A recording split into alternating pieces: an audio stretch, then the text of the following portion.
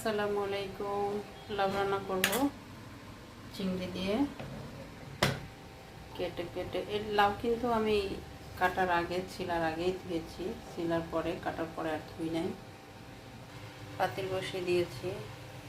এখানে আমি শুধু পানি দিচ্ছি, দেখেন পাতিলটা গরম করে একটু পানি দিয়েছি।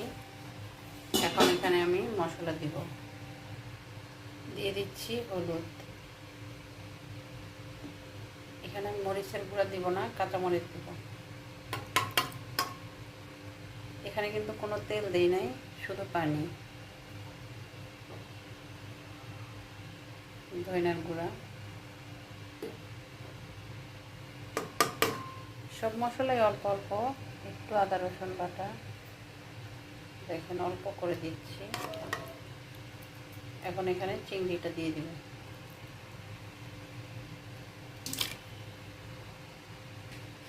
দিয়ে দিচ্ছি লবণ,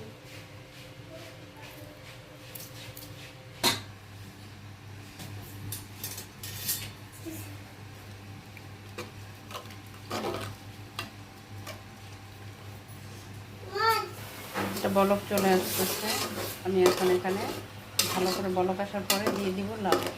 আমি এখানে কি কি দিয়েছি, হলুদের গুঁড়া, ধনিয়ার গুঁড়া, আদা রসুন বাটা আর দিয়েছি লবণ।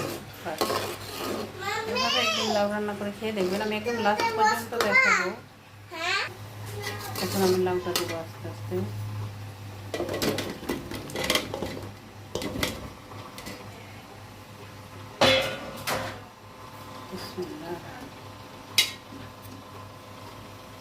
একটু নেড়ে তারপর দেখাচ্ছি, আস্তে আস্তে দেখাবো কেমন হচ্ছে আমার লাউ রান্না। একটু একটু পরে পরে নেড়ে দিচ্ছি। লাস্টে বাগার দিব শুধু রসুন দিয়ে, আর কিছু দিব না।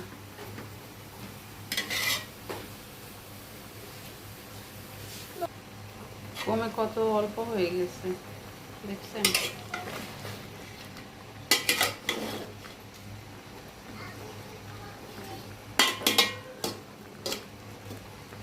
পাতিলটা ভরা ছিল, এখন একদম কমে গেছে, আরও কমে যাবে। এটা একদম গ্রাম থেকে আনা লাউ। আমার হাজব্যান্ড শ্বশুরবাড়িতে গিয়েছিল বেমরাতে, তো ওখান থেকে নিয়ে আসছে গাছ থেকে, এক মহিলার গাছ থেকে 3টা লাউ কিনে নিয়ে আসছে। একজনকে দিয়ে আসছে আর 2টা বাসায় নিয়ে আসছে। অনেক কচি লাউটা, দেখাবো আমি আপনাদেরকে।